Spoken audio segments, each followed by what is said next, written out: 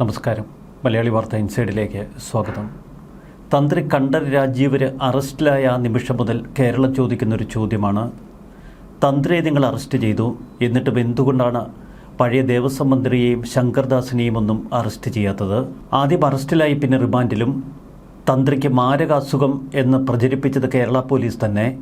തന്ത്രിയെ ആശുപത്രിയിൽ പ്രവേശിപ്പിച്ചു. എന്നാൽ കടുത്ത രോഗങ്ങളില്ലെന്നും ആശുപത്രിയിൽ അനന്തകാലം തന്ത്രിയെ പാർപ്പിക്കാൻ കഴിയില്ലെന്നും ഡോക്ടർമാർ നിലപാടെടുത്തു. ഇതോടെ തന്ത്രിയെ വീണ്ടും ജയിലിലേക്ക് അയച്ചു. ജയിലിലേക്ക് എത്തുന്ന തന്ത്രി എന്തൊക്കെ വെളിപ്പെടുത്തുമെന്ന ആശങ്കയാണിപ്പോൾ പൊതുവെ ഭരണകൂടത്തിന്. തന്ത്രിയെ അപകടപ്പെടുത്താനുള്ള സാധ്യതയുണ്ട് എന്ന് ചിലർ സമൂഹ മാധ്യമങ്ങളിൽ സൂചന നൽകിയിരുന്നു. ശബരിമല സ്വർണ്ണക്കൊള്ളയെക്കുറിച്ച് തന്ത്രിക്ക് പലതും അറിയാം. തന്ത്രിയെല്ലാം വെട്ടിത്തുറന്ന് അന്വേഷണ സംഘത്തോട് വെളിപ്പെടുത്തിയാൽ രാഷ്ട്രീയ കേരളം നടുങ്ങും. അതുകൊണ്ട് തന്നെ ആശുപത്രിയിൽ വെച്ചോ മറ്റേതെങ്കിലും ഇടങ്ങളിൽ വെച്ചോ തന്ത്രിയെ അപകടപ്പെടുത്തുമോ എന്ന ഭയം ചിലർ പങ്കുവച്ചിരുന്നു. മറുവശത്ത് ശങ്കർദാസിനെ അറസ്റ്റ് ചെയ്യാത്തതിനെതിരെ അതിശക്തമായ വികാരങ്ങൾ സമൂഹ മാധ്യമങ്ങളിൽ ആളിക്കത്തി. ഇപ്പോഴിതാ ശങ്കർദാസിനെ സംബന്ധിച്ച കൂടുതൽ വിവരങ്ങൾ പുറത്തുവരുന്നു. പക്ഷാഘാതത്തെ തുടർന്ന് തളർന്ന് ആദ്യം വെന്റിലേറ്ററിലും പിന്നീട് ICUയിലുമായിരുന്നു ശങ്കർദാസ് എന്ന വാർത്തകളാണ് ആദ്യം പുഴങ്ങിയത്. തിരുവനന്തപുരത്തെ ഒരു സ്വകാര്യ ആശുപത്രിയിൽ അദ്ദേഹം ചികിത്സയിലായിരുന്നു. മാരകരോഗം ബാധിച്ചിരിക്കുന്നത് കൊണ്ട് അദ്ദേഹത്തെ അറസ്റ്റ് ചെയ്യാൻ പറ്റുന്ന സാഹചര്യമല്ല ഇപ്പോഴുള്ളത് എന്ന് പ്രത്യേക അന്വേഷണ സംഘം കേരളത്തോട് സൂചിപ്പിച്ചിരുന്നു. ഇക്കാര്യം ഹൈക്കോടതിയെയും അവർ അറിയിച്ചു. എന്നാൽ പക്ഷാഘാതം വന്ന് അതീവ ഗുരുതരാവസ്ഥയിലായ ശങ്കർദാസിന് പൂർണ്ണ രോഗവിമുക്തി കൈവന്നു എന്ന വാർത്ത ഇക്കഴിഞ്ഞ ദിവസം പരന്നിരുന്നു. ആശുപത്രിയിൽ നിന്നു തന്നെയാണ് ഇത്തരമൊരു വാർത്ത പുറത്തേക്ക് പരന്നത്. ശങ്കർദാസിനെ ആശുപത്രിയിൽ നിന്ന് ഉടൻ ഡിസ്ചാർജ് ചെയ്യുമെന്ന വാർത്തയും പിന്നീട് മാധ്യമങ്ങളിൽ നിറഞ്ഞു. ഒടുവിൽ ഇന്നലെ ആശുപത്രിയിൽ നിന്നും ശങ്കർദാസിനെ ഡിസ്ചാർജ് ചെയ്യാൻ ഡോക്ടർമാർ തീരുമാനിച്ചു. ശങ്കർദാസിനെ ഡിസ്ചാർജ് ചെയ്യുന്ന വിവരം മനസ്സിലാക്കിയ പ്രത്യേക അന്വേഷണ സംഘം ആശുപത്രിക്ക് പുറത്ത് നിലയുറപ്പിച്ചു. ഇത് ശങ്കർദാസിനും കൂട്ടാളികൾക്കും വ്യക്തമായി മനസ്സിലായി. തുടർന്ന് ശങ്കർദാസിൻ്റെ രക്തസമ്മർദ്ദം വല്ലാതെ ഉയർന്നു. ഡോക്ടർമാരുടെ പരിശോധനയിൽ രക്തസമ്മർദ്ദം അതിയായി ഉയർന്നു എന്നവർ റിപ്പോർട്ട് ചെയ്തു. തുടർന്ന് വീണ്ടും ശങ്കർദാസിനെ ICUവിലേക്ക് പ്രവേശിപ്പിച്ചു. തിരുവനന്തപുരത്തെ സ്വകാര്യ ആശുപത്രിയിലെ ഡോക്ടർമാർ വരെ ശങ്കർദാസിന്റെ രക്തസമ്മർദ്ദം ഉയർന്നത് കണ്ട് അമ്പരന്നു എന്നാണ് ചില മാധ്യമങ്ങൾ ഇപ്പോൾ നൽകുന്ന റിപ്പോർട്ടുകൾ. ശബരിമല കൊള്ളയിൽ പ്രതിസ്ഥാനത്ത് നിൽക്കുന്ന ശങ്കർദാസിനെ എന്തുകൊണ്ട് അറസ്റ്റ് ചെയ്യുന്നില്ല എന്ന ചോദ്യം മുഴങ്ങവേ വീണ്ടും ശങ്കർദാസ് ICUവിൽ. നേരത്തെ കൊല്ലം വിജിലൻസ് കോടതിയിലും അതിനുശേഷം സുപ്രീം കോടതിയിലുമൊക്കെ മുൻകൂർ ജാമ്യത്തിനു വേണ്ടി പയറ്റിയിരുന്നു ശങ്കർദാസ്. ഹൈക്കോടതി നടത്തിയ ഒരു പരാമർശം രേഖകളിൽ നിന്ന് നീക്കണമെന്നാവശ്യപ്പെട്ട് സുപ്രീം കോടതിയെയും ശങ്കർദാസ് സമീപിച്ചിരുന്നു. എന്നാൽ സുപ്രീം കോടതി കൈമലർത്തിയതോടെ ഹൈക്കോടതി ശക്തമായ നിലപാടെടുത്തു. ഇതിന് തൊട്ടുപിന്നാലെയാണ് ശങ്കർദാസിന് പക്ഷാഘാതം വരുന്നതും ആശുപത്രിയിൽ അഡ്മിറ്റാകുന്നതും. ഗുരുതരാവസ്ഥയിൽ ICUവിൽ അഡ്മിറ്റായ ശങ്കർദാസിനെ പിന്നീട് അറസ്റ്റ് ചെയ്യാൻ നിർവാഹമില്ല എന്നാണ് പ്രത്യേക അന്വേഷണ സംഘം കോടതിയെ അറിയിച്ചത്. പക്ഷാഘാതത്തെ തുടർന്ന് ചികിത്സയിലായിരുന്ന അദ്ദേഹം പൂർണ്ണ ആരോഗ്യവാനായി വീട്ടിലേക്ക് മടങ്ങാനിരിക്കവെയാണ് അപ്രതീക്ഷിതമായി BP ഉയർന്നതെന്നും പിന്നീട് ICUവിൽ ആക്കേണ്ടി വന്നത് എന്നും ഡോക്ടർമാർ വിശദീകരിക്കുന്നു. ശബരിമല കൊള്ളക്കേസിലെ പല നിർണായക അറസ്റ്റുകളും ഇതുമൂലം വൈകും എന്ന റിപ്പോർട്ടുകളാണ് പുറത്തുവരുന്നത്. ശങ്കർദാസിനെ അറസ്റ്റ് ചെയ്ത് കൂടുതൽ കാര്യങ്ങൾ ചോദിച്ചറിഞ്ഞതിന് ശേഷം അന്നത്തെ ദേവസ്വം മന്ത്രിയിലേക്ക് തിരിയാനായിരുന്നു പ്രത്യേക അന്വേഷണ സംഘം പദ്ധതിയിട്ടത്. തന്ത്രി അറസ്റ്റിലായതിന് തൊട്ടു പിന്നാലെ തന്ത്രിയെ കടുത്ത അസുഖങ്ങൾ ബാധിച്ച് ICUവിലാക്കുന്ന കാഴ്ച, തന്ത്രി മൊഴിയായി നൽകുന്ന വിവരങ്ങൾ കേരളത്തെ നടുക്കും എന്നൊക്കെയുള്ള വാർത്തകൾ നിറയുമ്പോഴാണ് അപ്രതീക്ഷിതമായി രാഹുൽ മാങ്കൂട്ടത്തിനെതിരെയുള്ള മൂന്നാം പരാതി. ഒരാഴ്ച മുൻപാണ് പരാതി മുഖ്യമന്ത്രി പിണറായി വിജയന് ലഭിക്കുന്നത്. ഈ പരാതിയിന്മേലുള്ള നടപടികൾ അതീവ രഹസ്യമാക്കി സർക്കാരും പ്രത്യേക അന്വേഷണ സംഘവുമൊക്കെ വെച്ചു. ഒടുവിൽ രാഹുൽ മാങ്കൂട്ടത്തിലിനെ അർദ്ധരാത്രിയിൽ തൂക്കിയെടുക്കുമ്പോൾ മാധ്യമശ്രദ്ധ പൂർണ്ണമായി ശബരിമലക്കൊള്ളയിൽ നിന്ന് രാഹുലിലേക്ക്. ഹൈക്കോടതി കടുത്ത നിലപാടാണ് ശബരിമലക്കൊള്ളയിൽ ഇപ്പോൾ തുടരുന്നത്. അതുകൊണ്ട് തന്നെ അറസ്റ്റിലായ പ്രതികൾക്കൊന്നും ഒരു രക്ഷയുമില്ല, ജാമ്യം പോലും ലഭിക്കുന്നില്ല. സുപ്രീം കോടതിയിൽ പോയാലും രക്ഷയില്ല എന്നതാണ് അവസ്ഥ. പിന്നെ ആകെ ശരണം ആശുപത്രി മാത്രം. ശങ്കർദാസിന്റെ ആരോഗ്യനില പൂർണ്ണമായും സാധാരണ നിലയിലായാൽ മാത്രമേ നിയമ നടപടികളിലേക്ക് കടക്കാൻ സാധിക്കൂ എന്നതാണ് പ്രത്യേക അന്വേഷണ സംഘത്തിന്റെ നിലപാട്. അറസ്റ്റ് വൈകിപ്പിക്കാനുള്ള നീക്കമാണ് ശങ്കർദാസ് നടത്തുന്നത് എന്ന ആരോപണം ശക്തമായി ഉയരുന്നു.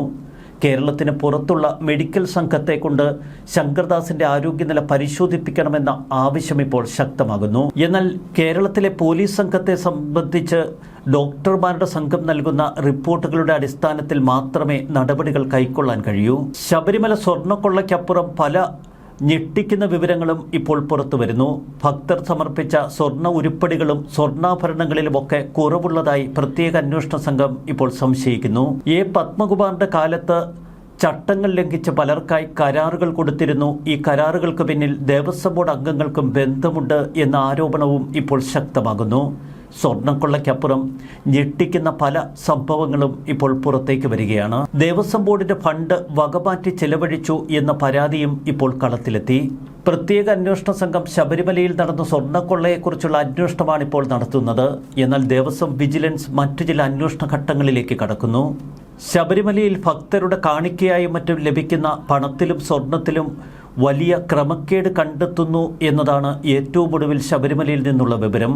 ദേവസ്വം വിജിലൻസ് ആണ് ഇത് സംബന്ധിച്ച ചില കണ്ടെത്തലുകളിൽ എത്തിയിരിക്കുന്നത്. മുൻ ദേവസ്വം മന്ത്രി കടകംപള്ളി, മുൻ Devaswom board president PS Prasanth എന്നിവരിലേക്ക് അന്വേഷണം കടക്കുന്ന ഘട്ടത്തിലെത്തിയപ്പോഴാണ് രാഹുൽ മാങ്കൂട്ടം കേസ് ഉയർന്നു വന്നത്. രാഹുൽ മാങ്കൂട്ടം കേസ് പെട്ടെന്ന് ഉയർത്തിക്കൊണ്ടുവന്നതിൽ ശബരിമല സ്വർണ്ണക്കൊള്ള മുക്കാനുള്ള നിഗൂഢ പദ്ധതി ഉണ്ട് എന്ന് കേരളം വിശ്വസിക്കുന്നു. തന്ത്രി കണ്ഠരര് രാജീവരുടെ അറസ്റ്റിൽ വ്യത്യസ്തമായ അഭിപ്രായങ്ങൾ കേരളത്തിൽ ഉയർന്നു വരുന്നു. രാജീവരുടെ അറസ്റ്റിൽ ശക്തമായ നിലപാടാണ് BJP കൈക്കൊണ്ടിരിക്കുന്നത്. രാഷ്ട്രീയ വമ്പന്മാരെ രക്ഷിച്ചെടുക്കാൻ രാജീവരെ ബലിയാടാക്കി എന്ന് BJP പറയുന്നു. BJPയുടെ ചില ഉന്നത നേതാക്കൾ രാജീവരുടെ വസതി സന്ദർശിച്ചു. താഴ്മൺ കുടുംബം ഇപ്പോൾ പ്രതികരിക്കുന്നത് ശക്തമായ തലത്തിലാണ്. തന്ത്രിയെ കുടുക്കുകയായിരുന്നു. തന്ത്രിയെ ഇപ്പോൾ അറസ്റ്റ് ചെയ്തിരിക്കുന്നത് രാഷ്ട്രീയ വമ്പന്മാരെ രക്ഷപ്പെടുത്താനാണ് തുടങ്ങിയ ആക്ഷേപങ്ങൾ കേരളത്തിൽ അലയടിക്കുന്നു. ശങ്കർദാസിനെ ചോദ്യം ചെയ്യുന്നത് തടയാനായി നേരത്തെ സ്വകാര്യ ആശുപത്രിയിലെ ഡോക്ടർമാർ നൽകിയ മെഡിക്കൽ സർട്ടിഫിക്കറ്റ് അന്വേഷണ സംഘത്തിന് കൈമാറിയിരുന്നു. സ്വകാര്യ ആശുപത്രിയിലാണ് ഇപ്പോൾ ശങ്കർദാസ് ചികിത്സയിലുള്ളത്.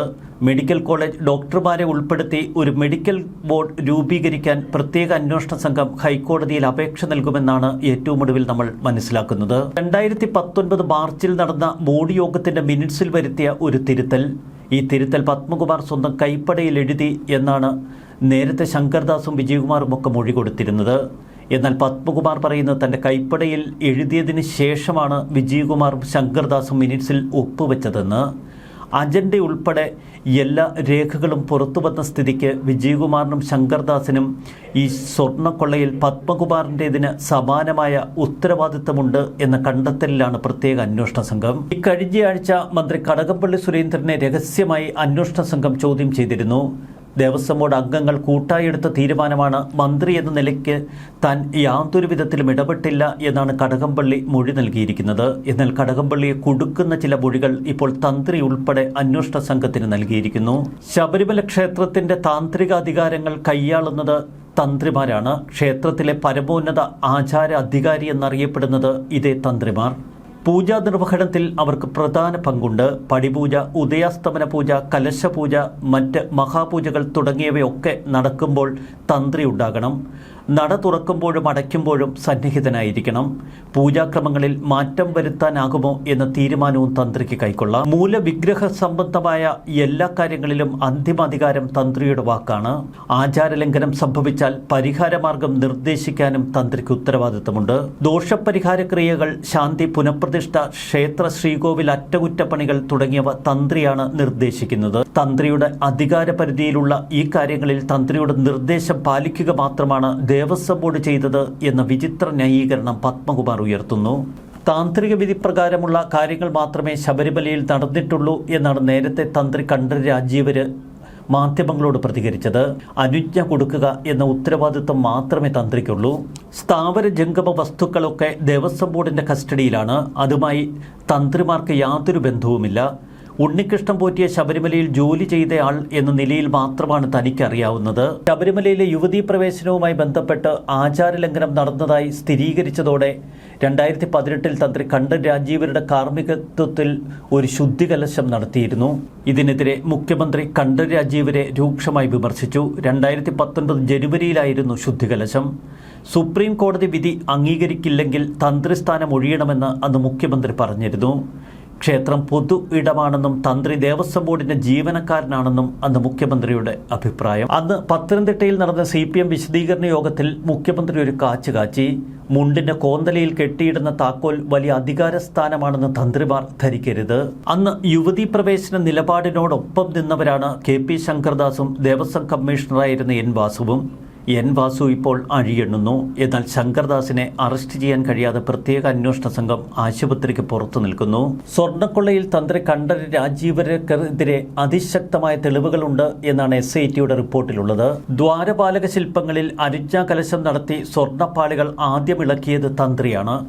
പൂജപ്പുര ജയിലിലെത്തിയ തന്ത്രിക്ക് ദേഹാസ്വാസ്ഥ്യമുണ്ടായതിനെ തുടർന്നാണ് തിരുവനന്തപുരം മെഡിക്കൽ കോളേജ് ICUയിൽ പ്രവേശിപ്പിച്ചത്. ECGയിൽ വ്യതിയാനം കണ്ടു. തുടർന്ന് മെഡിക്കൽ കോളേജിലേക്ക് മാറ്റുകയായിരുന്നുവെന്നാണ് ജയിൽ ഡോക്ടർ പറഞ്ഞത്.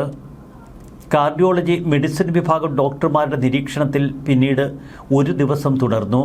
ഒടുവിൽ തന്ത്രിക്ക് കുഴപ്പമൊന്നുമില്ല എന്ന് കണ്ടെത്തി ഡോക്ടർമാരുടെ സംഘം. ക്ഷേത്രത്തിലെ ഏത് കാര്യത്തിലും അവസാന വാക്ക് തന്ത്രിയാണ് എന്ന് SIT പറയുന്നു. അതുകൊണ്ട് ബോർഡിനും ഉദ്യോഗസ്ഥർക്കുമൊപ്പം തുല്യ പങ്കാളിത്തം തന്ത്രിക്കുമുണ്ട്. പോറ്റി, പത്മകുമാർ തന്ത്രി എന്നിവരെ ഒരുമിച്ചിരുത്തി ചോദ്യം ചെയ്യുന്നതോടെ കൂടുതൽ കൊള്ളയുടെ വിവരങ്ങൾ പുറത്തേക്ക് വരുമെന്ന് SIT പറയുന്നു. ദ്വാരപാലക ശില്പങ്ങളിലെ പാളികൾ എടുത്തു നൽകിയതിലും ശ്രീകോവിലിന്റെ വാതിൽമറ മാറ്റിയതിലുമൊക്കെ നേരിട്ടുള്ള പങ്ക് തന്ത്രിക്കുണ്ട്. സ്വർണം പൂശിയതിലെ സ്പോൺസർഷിപ്പും സംശയമുനിയിൽ. ശില്പങ്ങളിലെ സ്വർണ്ണപ്പാളികളുടെ ശോഭ ഭംഗിയെന്നും ഭക്തർ നാണയമെറിഞ്ഞ് ചുളിവുകൾ വീണുവെന്നും തന്ത്രി തന്നെയാണ് റിപ്പോർട്ട് എഴുതിയത്. ഇത്തരം കാര്യങ്ങൾ ചൂണ്ടിക്കാട്ടി അറ്റകുറ്റപ്പണിക്കുള്ള നിർദ്ദേശം നൽകിയത് തന്ത്രി എന്നാണ് SIT പറയുന്നത്. ശില്പപാളികൾ പുറത്തേക്ക് കൊണ്ടുപോകാൻ അനുമതിയും നൽകി. സ്വർണം പൂശി തിരിച്ചെത്തിച്ചപ്പോഴും അനുജ്ഞാകലശം നടത്തിയെന്ന് കണ്ടെത്തി. ശ്രീകോവിലിലെ കട്ടിളപ്പാളി മാത്രമല്ല, പ്രഭാമണ്ഡലം വരെ ഇവർ കൊള്ളയടിച്ചിരുന്നു. കൊടിമരത്തിലെ തങ്കം പൊതിഞ്ഞ വാജിവാഹനം തന്ത്രി കൈവശപ്പെടുത്തി വീട്ടിലേക്ക് കൊണ്ടുപോയി. 2017 കൊടിമരം സ്ഥാപിച്ചപ്പോഴാണ് പഴയതിലുണ്ടായിരുന്ന വാജിവാഹനം കൊണ്ടുപോയതെന്നാണ് ഇപ്പോൾ SITയുടെ കണ്ടെത്തൽ. തനിക്ക് അവകാശപ്പെട്ടത് എന്ന് പറഞ്ഞായിരുന്നു തന്ത്രി വാജിവാഹനം എടുത്തുകൊണ്ടുപോയത്. പിന്നീട് ആന്ധ്രയിലെ വൻ വ്യവസായിക്ക് ഈ വാജിവാഹനം വലിയ തുകയ്ക്ക് തന്ത്രി വിറ്റു. സ്വർണ്ണക്കൊള്ള പുറത്തായതോടെ അത് തിരികെ വാങ്ങിയെന്നാണ് SIT കണ്ടെത്തിയിരിക്കുന്നത്. വാജിവാഹനം തിരികെ കൈപ്പറ്റണമെന്ന് ബോർഡിന് തന്ത്രി കത്ത് നൽകിയെങ്കിലും തീരുമാനമെടുത്തിരുന്നില്ല. തന്ത്രിയുമായി ബന്ധമുള്ള 3 പേർ കൂടിയുണ്ട്. അവർ വലിയ രാഷ്ട്രീയ വമ്പന്മാരാണ് എന്ന് SIT സൂചിപ്പിക്കുന്നു. തന്ത്രിയുമായി ബന്ധമുള്ള രാഷ്ട്രീയ വമ്പന്മാർ ആര് എന്ന ചോദ്യം കേരളത്തിൽ ശക്തമാകുന്നു. സ്വർണം പൊതിഞ്ഞ കതകാണ് പോറ്റിക്ക് കൊടുത്തുവിട്ടത് എങ്കിലും മഹസറിലുള്ളത് വെറും കതകുപാളികളെന്ന്. പോറ്റിയുടെ സ്പോൺസർഷിപ്പിൽ തേക്കുതടിയിൽ പണിത് ചെമ്പൊട്ടിച്ചതിന് ശേഷം സ്വർണം പൂശി ഈ കതക് 2019 മാർച്ചിൽ തിരികെ ഘടിപ്പിക്കുന്നു. എന്നാൽ എടുത്തുമാറ്റിയ പഴയ വാതിൽപ്പാളികൾ എവിടെ എന്ന ചോദ്യം ഇപ്പോഴും ശക്തമായി അന്വേഷണ സംഘത്തിന് മുന്നിലുണ്ട്. തന്ത്രിയുടെ ഇടപാടുകളെക്കുറിച്ച് ഇത്രയധികം വിശദീകരിക്കുമ്പോഴും പഴയ ദേവസ്വം മന്ത്രിയെ തൊടാതെ മാറി നിൽക്കുകയാണ് SIT. അതുകൊണ്ട് തന്നെ എല്ലാ കുറ്റവും തന്ത്രിയുടെ തലയിൽ വെച്ച് ചിലരെ രക്ഷപ്പെടുത്താനാണോ എന്ന സംശയവും ശക്തമാകുന്നു. ശബരിമല സ്വർണ്ണക്കൊള്ളയിൽ നടുക്കുന്ന ചില വിവരങ്ങൾ 19-ാം തീയതി ഹൈക്കോടതിയിൽ നൽകുന്ന റിപ്പോർട്ടിൽ ഉണ്ടാവും എന്ന സൂചനയാണ് എല്ലാറ്റിനും ഒടുവിൽ പുറത്തു വരുന്നത്. എന്നാൽ 19-ന് മുൻപ് പഴയ ദേവസ്വം മന്ത്രി അറസ്റ്റിലാകുമോ എന്ന് കേരളം ചോദിക്കുന്നു. ന്യൂസ് ഡെസ്ക് മലയാളി വാർത്ത.